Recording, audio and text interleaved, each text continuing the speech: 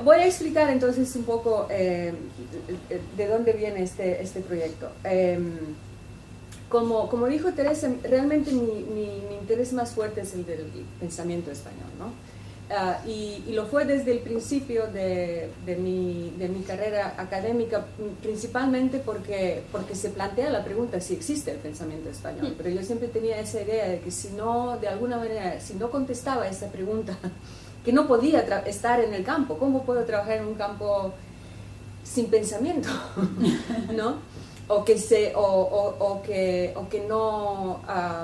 no se hace cargo de la tradición de su pensamiento, ¿no? Entonces me metí donde me tenía que meter, ¿no? Porque no había por dónde empezar, sino por Ortega, ¿no? en el siglo XX.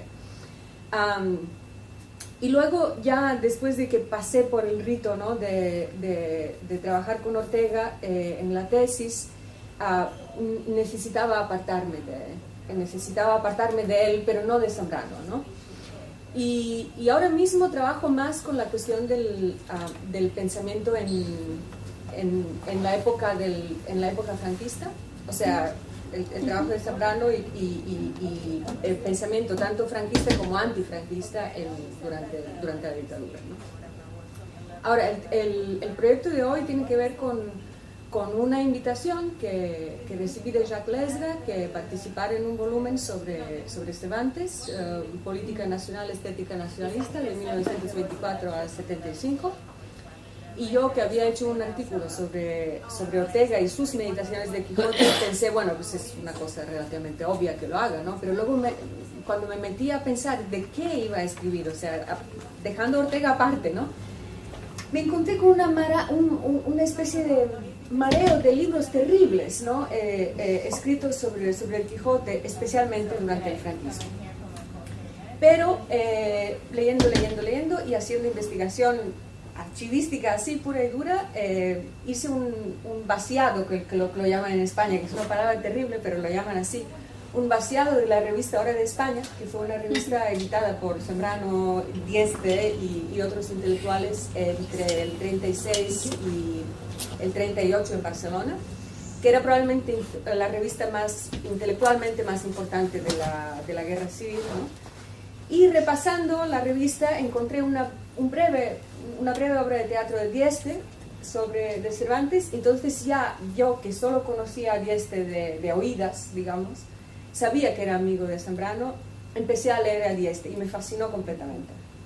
Entonces lo que voy a presentar, y Dieste creo que es otro pensador del siglo XX, aparte que es un escritor muy bueno y súper único por su modo de escribir. Bueno, no único, quizás siendo gallego quizás sea comparable a Cunqueiro, a Valente.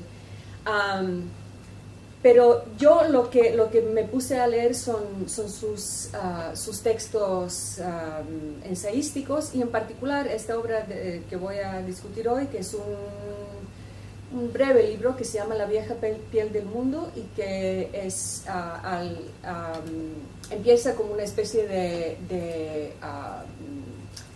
interpretación del nacimiento de la tragedia de Nietzsche, y luego avanza por otros caminos que no son necesariamente los de Nietzsche, ¿no? Y es en esa segunda parte del libro donde tiene un capítulo directamente inspirado en Cervantes, ¿no? Pero hoy me enfocaré en La vieja piel del mundo y esas dos breves obras de teatro que publicó en Hora de España, una que se llama Al amanecer y otra que se llama Nuevo retablo de las maravillas, ¿no?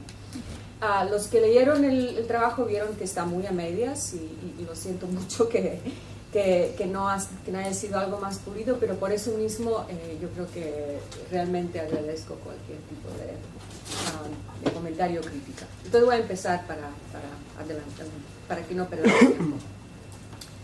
The pre-1936 production of the Galician writer Rafael Dieste found its expression in two languages, Galician and Spanish, and a variety of genres. Dieste was a poet, essayist, playwright, as well as the author of short stories and screenplays. A connoisseur of European theater, es lo que pasa, se A connoisseur of European and Spanish modern theater, from 1932 to 1934, Dieste was in charge of the puppet theater, Teatro de Guignol, of the Republican government's pedagogical missions. Multifaceted figure and a polymath, in exile he both wrote and taught geometry.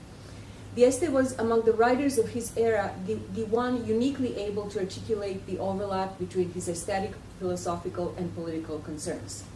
A work I will address today, the 1936 La vieja piel del mundo, sobre el origen de la tragedia y la figura de la historia, is in part a creative gloss on Nietzsche's birth of tragedy, and in part an expansion of Nietzschean account of tragedy to include preoccupations belonging to Dieste's time and place, the historical crossroads facing Spain in the last year of the Second Republic before the onset of the Civil War, a period that was a tragic mixture of dawn and dusk.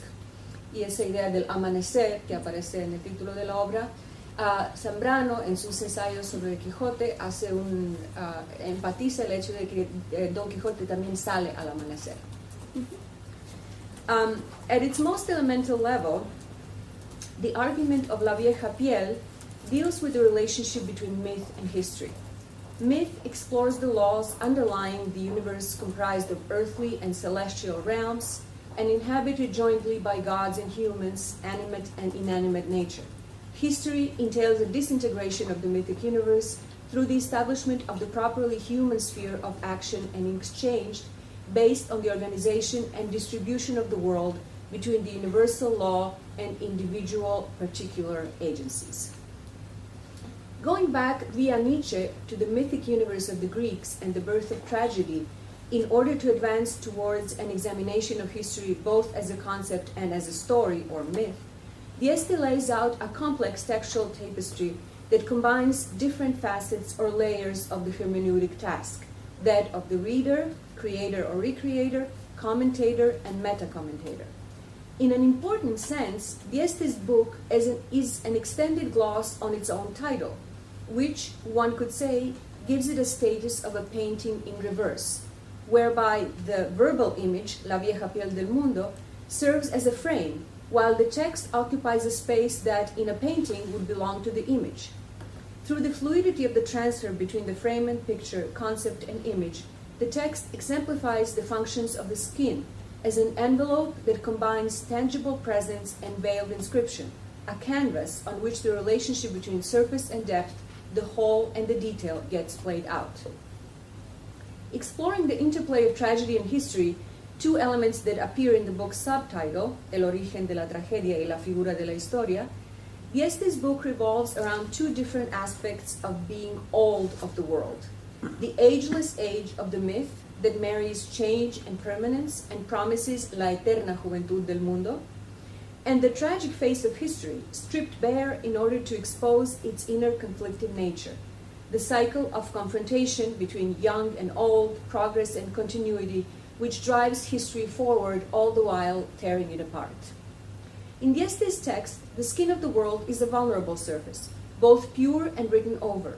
Its purity reflects the myth's ability to capture in its very form the youth of the world, human ability to witness and partake in the passing of time not yet burdened by the signs of history and trappings of age. On the other hand, the movement of history speaks to constant change whose meaning or direction it is difficult to decipher.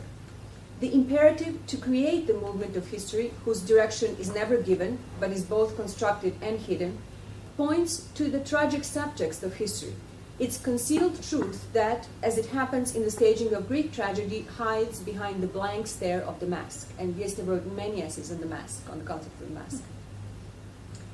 Pointing to the commonality of history and myth, which resurfaces, although in different ways, in philosophy of history, poetry, and philology, Dieste's book seeks, in his own words, conferir peso histórico a la mitología y a la vez una suerte de trascendencia mitológica, poética a la historia. In order to grant historic weight to myth, Dieste broadens Nietzsche's account of the Apollonian and Dionysian components of tragedy by focusing on the figure of Hermes, messenger god who becomes a hinge between the universe of myth and history. But before getting to Hermes, it is necessary to lay out Dieste's account of the connections and differences between Greek and Nietzschean concept approaches to tragic genre. Tragedy, not just as genre, but as an aesthetic expression of the Greek universe, rests on the synthesis of the Dionysian and Apollonian principles. Dionysus, a foreigner who came from the East, taught the Greeks the art of grape cultivation, while Apollo, the inventor of the lyre, gathered in the 7 strings of his instrument the spectrum of chords that, through the sound and in silence, resonated with the music of the planets, evoking and replicating the harmony of the universe. The figure of Dionysus, protector of wine, but also of theater, invokes what Dieste calls la eterna juventud del mundo, la lealtad de su activa presencia. That is, loyalty of the world to itself, to its own appearance, and through that appearance to humans.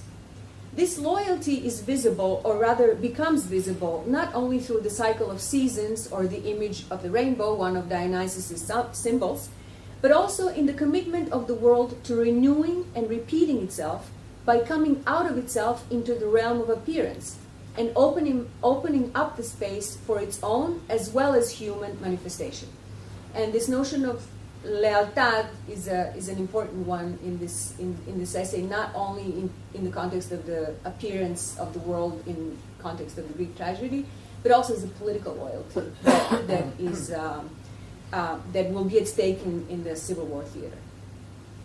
It is that propensity for coming out into the realm of appearance, common to the universe and the humans, that stands at the root of the invention of tragedy, and that makes tragedy into a synthesis of Dionysian and Apollonian principles, also called by Dieste, in reference to the terms that Nietzsche used in dialogue with his teacher Schopenhauer.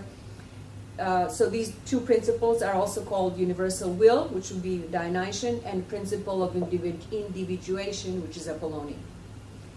Dieste finds the origins of tragedy in Dionysus' ability to remain eternally young by practicing the art of transformation, a talent that the participants in Dionysian festivals reenacted when they manifested their connection to the living and dead by engaging in playful or sorrowful acts of transformation through disguise, impersonation, and imitation.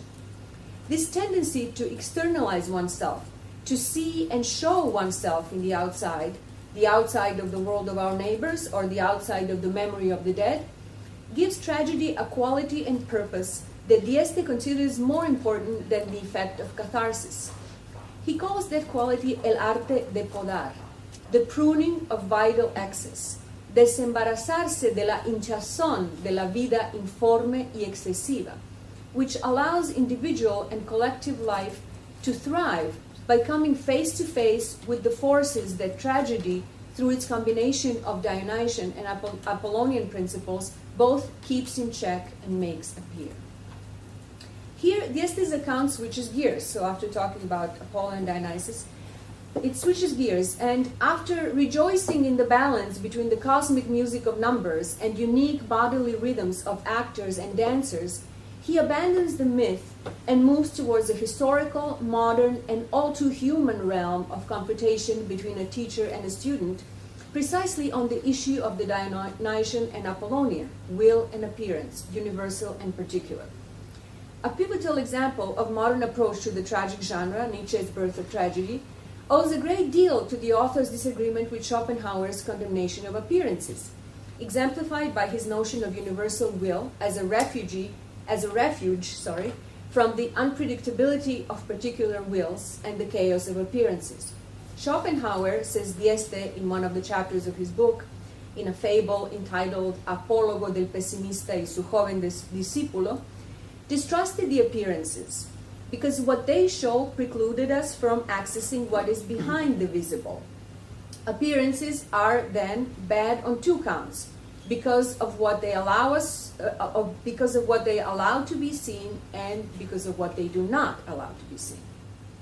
In order to stop the game of hide and seek, Schopenhauer conjures up 2 solutions: taming the unreliability of what is seen by subordinating appearances to that which is behind them, the I or the subject, and placing both the subject and the appearances under the purview of the will, that is universal and not particular will. It is universal because it doesn't belong either to the eye or to the appearances, but it can control both. Throughout the chapter, Dieste employs a playfully didactic tone. It is, after all, a fable, while presenting the philosophical dilemmas that shaped Schopenhauer's conception of universal will. He does not abandon his tongue-in-cheek method of exposition even when examining the impact and consequences of the philosopher's pessimism. It seems, says Dieste, in almost an oral tone of the conversation, it seems that things must not have gone that badly for Schopenhauer, despite his gloomy outlook that asked the individual eye to withdraw further and further inside, away from the appearances, so as to avoid the trap of particular will and seek its anchor in the feelings of renunciation and compassion. After all, the philosopher himself undoubtedly did have a will, and an appearance que era sin duda la suya y realmente seductora y pujante. So he's referring to the fact that Schopenhauer seduced Nietzsche, right, into becoming his disciple. Not only that, but his appearance appeared persuasive enough to be able to influence young and impassioned souls like Nietzsche, who at first got to love renunciation as a path to truth. So, one must conclude optimistically that the impact of pessimism no fue tan funesto como se suele creer. It just took a tragic optimism of the disciple to set straight the pessimism of the teacher. Just like, one might add, it took the irreverent and compassionate pragmatism of Sancho Panza to make him into a helper and a disciple of sorts to the aging knight without getting him off the path of his madness. Optimistically looking, then, through the eyes of the young disciple, teacher's pessimism was not that bad, although it did deprive the appearances of their being and the being of its appearance, given that universal will does not, properly speaking, have an appearance, but seeks to be in control of it.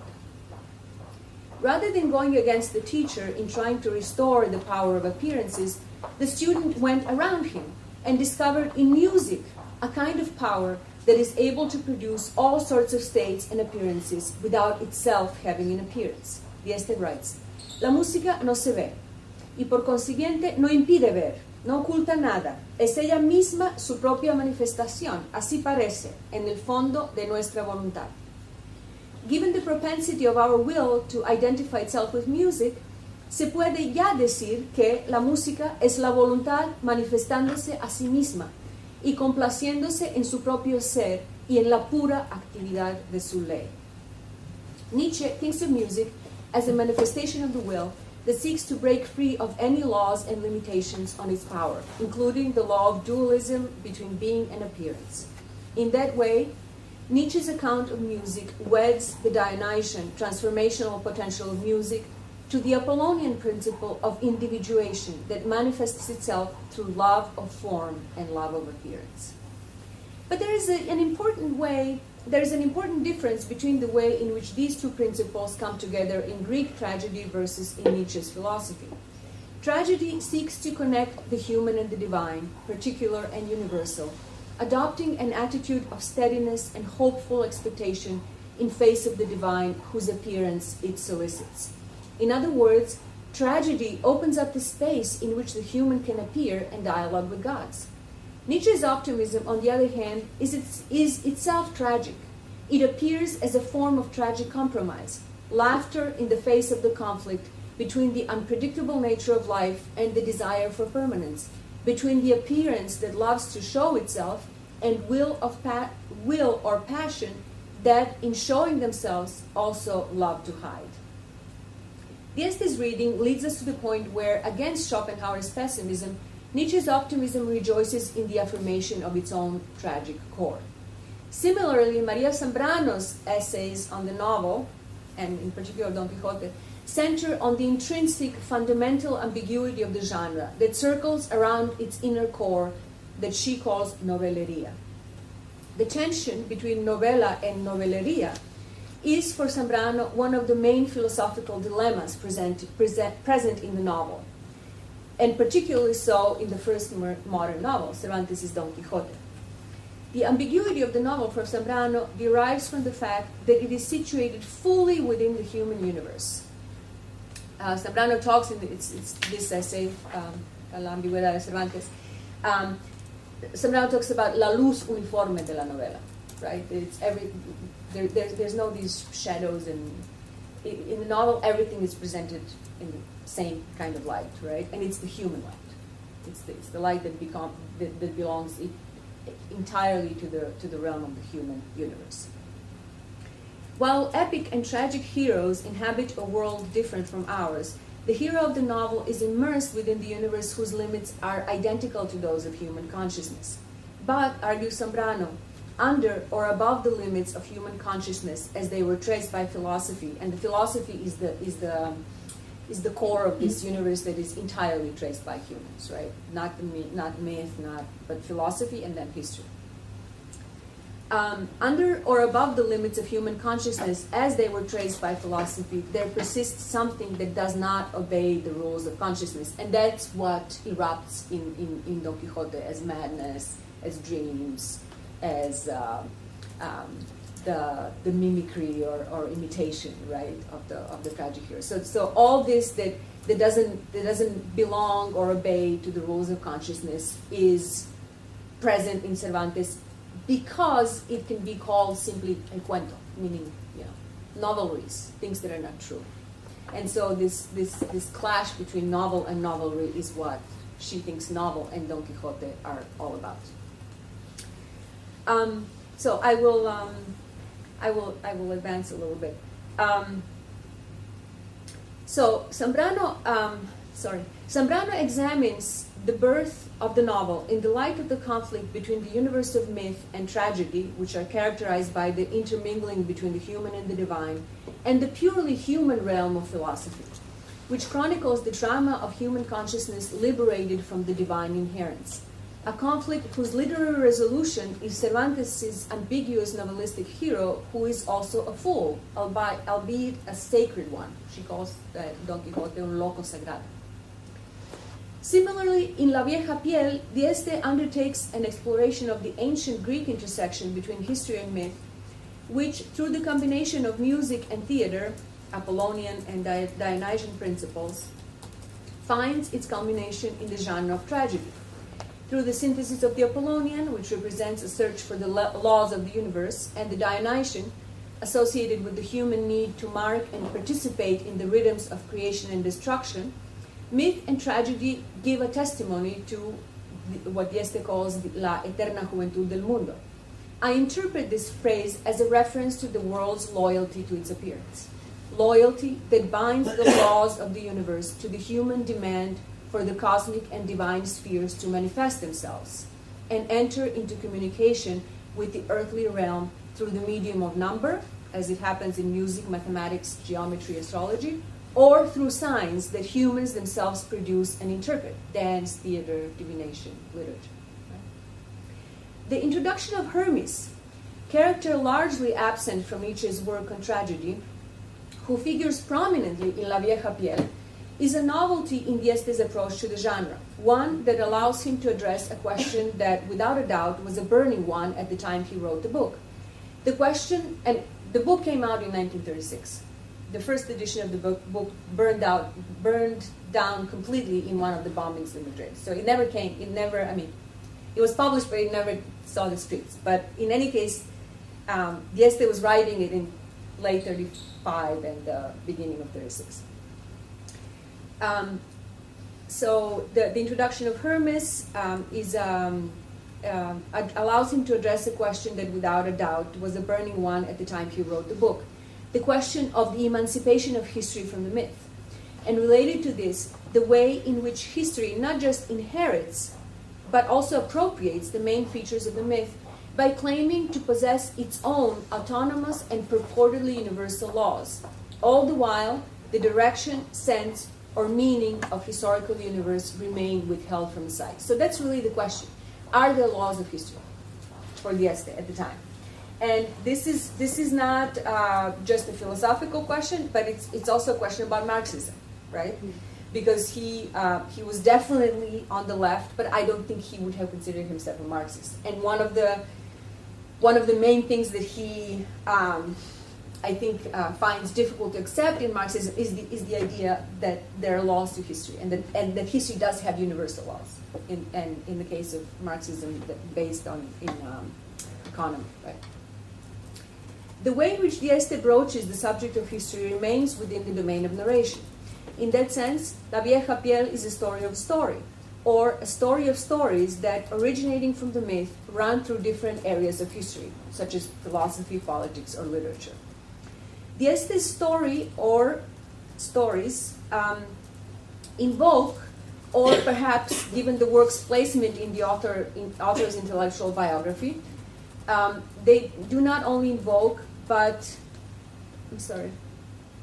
Dieste's story invokes, or perhaps, given the work's placement in the author's intellectual history, intellectual biography, it announces the creation of a new discipline that, speaking in Cervantine terms, we might also call a new genre. Dieste calls this discipline or genre philology of universal history. That's what he claims to be doing. And sees it as a necessary complement to universal philosophy of history. And I quote, puede haber con plena legitimidad una filosofía universal de la historia, pero no es posible una filosofía de la historia universal, pues esta es puro mito, que solo mitológicamente puede ser expresado y filológicamente interpretado. It is not accidental that a central piece in Dieste's putting into practice of that new model of interpretation would belong to Hermes or Mercury, whose Greek name is inscribed in the name of hermeneutics. Hermes introduces a new element into the way in which Greek culture negotiated the demands of myth and history, human and divine. This new element has to do not only with Hermes' status as a messenger god, but also with his accidental invention of the four-stringed lyre, lira, right? Which Apollo transformed into a complete seven-string version of the instrument able to capture the music of the planets. Hermes' fascination with communication and his fabrication of an instrument whose function he intuited but only partially revealed make him into an opportune representation of the unpredictable and hazardous relationship between origins and destination, instrument and function. I quote, continuing with why Dieste saw Hermes as important. Hermes' fascination with communication and his fabrication of an instrument whose function he intuited and only partially revealed make him into an opportune representation of the unpredictable and hazardous relationship between origin and destination, instrument and function. I quote, Mercurio, says Dieste, was padre de toda impaciencia y sabio conocedor de los caminos entre el fraude y la buena fe. So here we have this concept of fraude, again, relating to the previous one of loyalty of the world, right? The unstoppable and unpredictable Hermes, fascinated with space, speed, and communication, and uninterested in the reasons that propel his movement. He just wanted to move messages around. He didn't care what he's moving or why, right?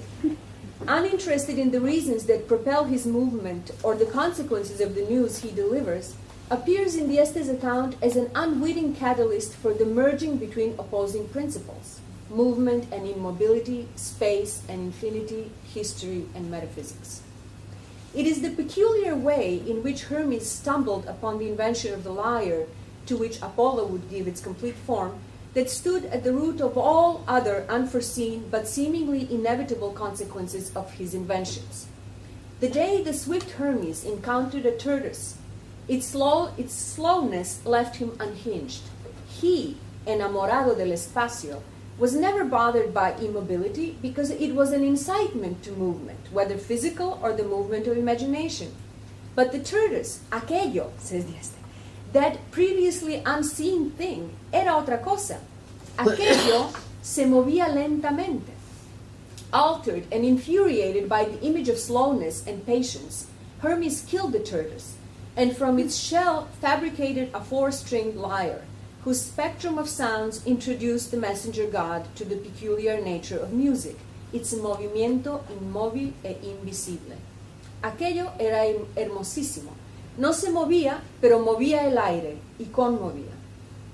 Hermes' lyre, an incomplete instrument, both puzzled and enchanted its inventor by giving him the sensation of immobility existing at the invisible center of movement, be it the movement of breath coming from inside one's body, or that of light, and Dieste again refers specifically to dawn, that moves around or from an invisible center.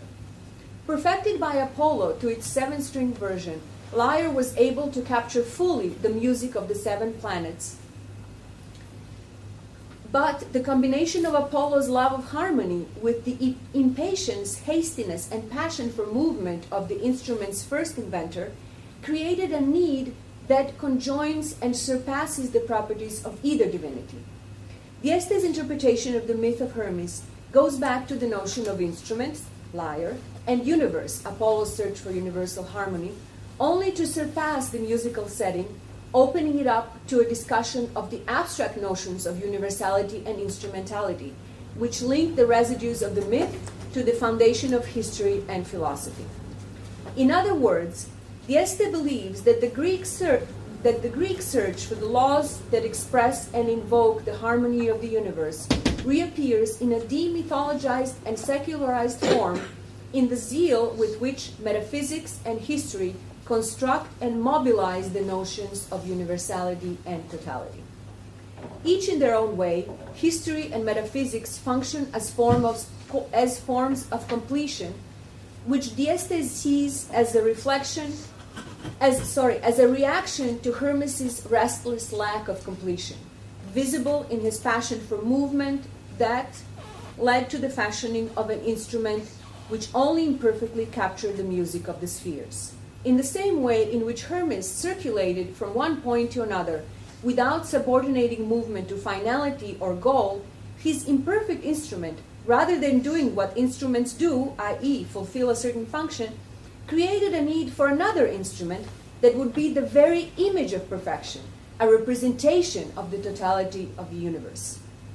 Un instante de impaciencia de Mercurio, he's referring to his incident with the tortoise, un instante de impaciencia de Mercurio, says Dieste, dejó una inmensa estela de impaciencia en la historia. The wake of impatience that Hermes left behind, or to formulate it slightly differently, the impatience left in the wake of his departure materialized in the zeal for unifying the principles that the messenger God, through his own impatience, left in the open. Metaphysics, as well as other kinds of attempt at creating a unifying measure able to provide a totalizing interpretation of history, are for Dieste products of the impatience to create stable principles that Hermes' own impatience opened up into series of dynamic contraries, movement and immobility, wholeness and incompletion, harmony and restless search for it. In opposition to Hermes, the essential impatience of metaphysics leads not to more movement, but to fusing movement with stillness.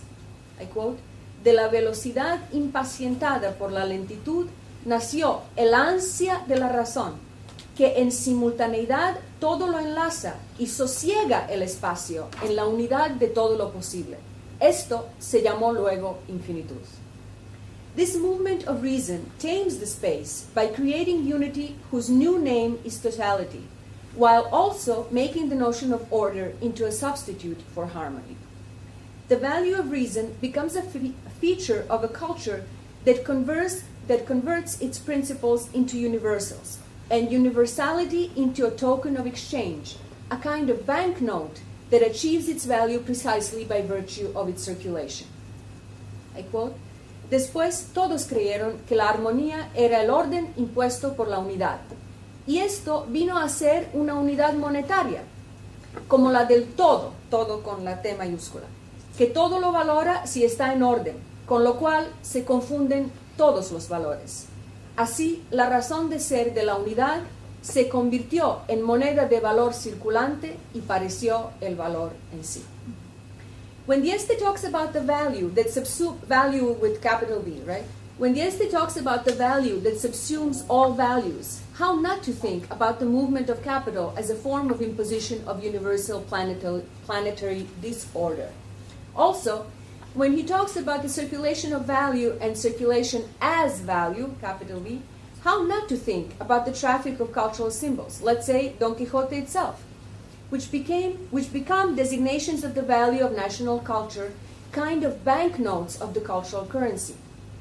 What comes to mind immediately is one of the main luminaries of Francoist culture, a professor of literature at Salamanca, Francisco Maldonado de Guevara, who founded the journal Anales Cervantinos, it still exists of course, who founded the journal Anales Cervantinos in 1947, and was one of the speakers at the act that took place at the University of Salamanca on El Día de la Raza in October of 1936, which concluded famously with Millán Astrae's cry, "Viva la muerte," and Unamuno's legendary retort, "Venceréis, pero no convenceréis."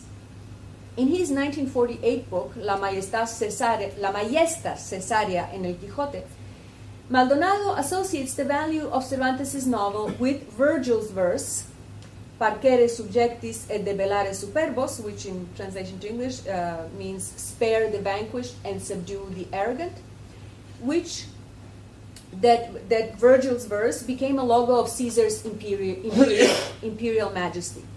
The visual representation of this motto is the image of yoke and arrows that became the symbol of Falange.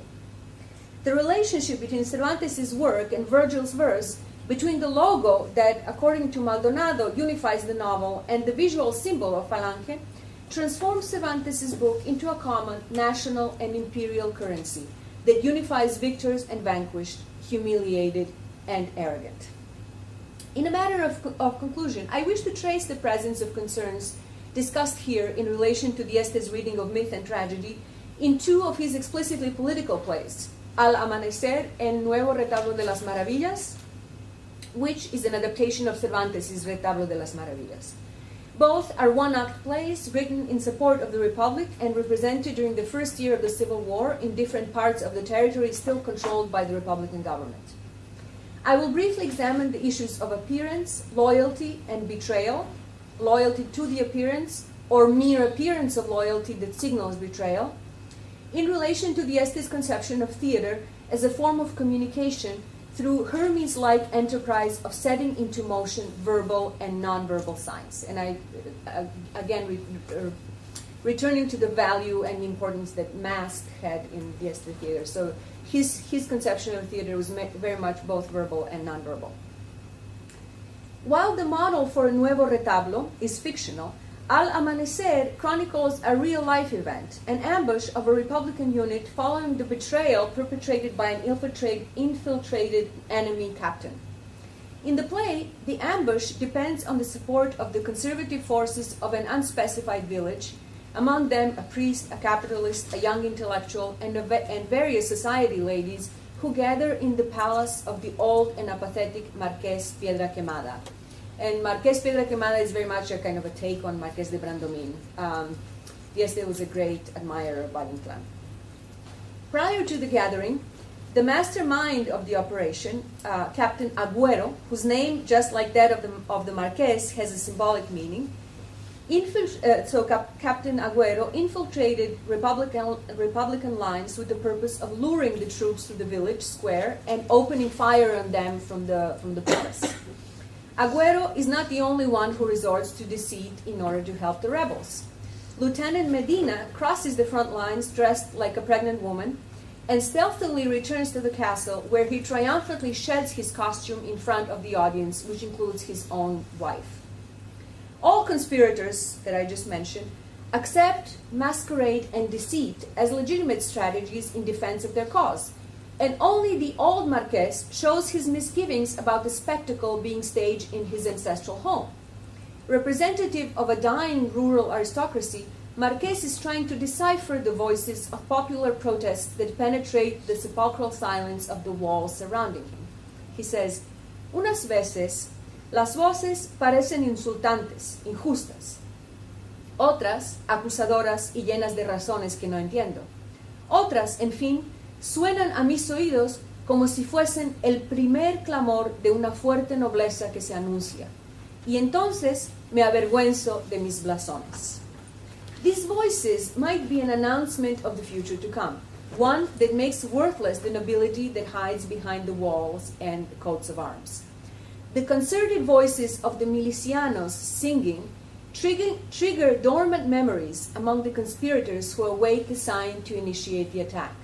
Agüero finally pulls the trigger. And I quote, ¿Qué ocurre que no dan la señal? Es que les ha dormido el coro de los milicianos. No estamos para diversiones, lo daré yo mismo. Y dispara, ¿no? Inicia el ataque.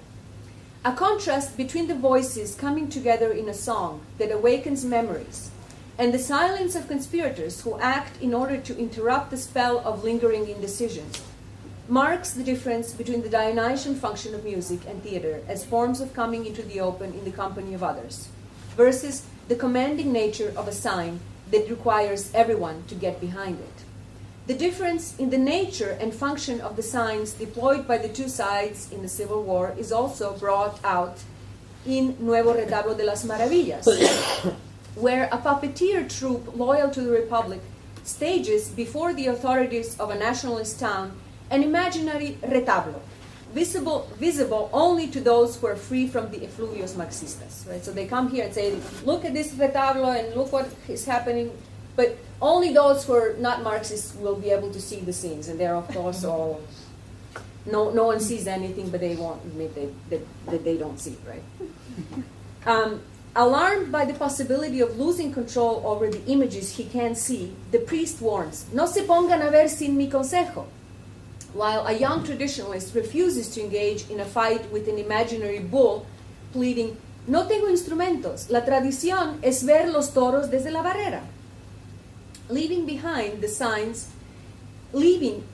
that hide treason or publicize complicity, allow me to finish by revisiting Zambrano's memory of one of her encounters with Rafael Dieste before the Civil War, of which she spoke in a 1985 article entitled Rafael Dieste y su enigma. Invited by Dieste to the opening of an exhibit of the painter Arturo Soto, Zambrano arrived late to the opening of the exhibit, right? When Dieste was already getting ready to leave. Mortified by her tardiness, she approached Dieste, who, anticipating and canceling her need to apologize, handed her a gift, a Soto's painting previously given to him. I quote, era la generosidad misma, la alegría del donar, sobre todo la sabiduría de sobrevolar el perdón. In opposition to signs that hide a deadening cycle of complicity, Zambrano reads Dieste's gesture as an anticipatory sign, a gift that arrives from the future. Thank you. Wow.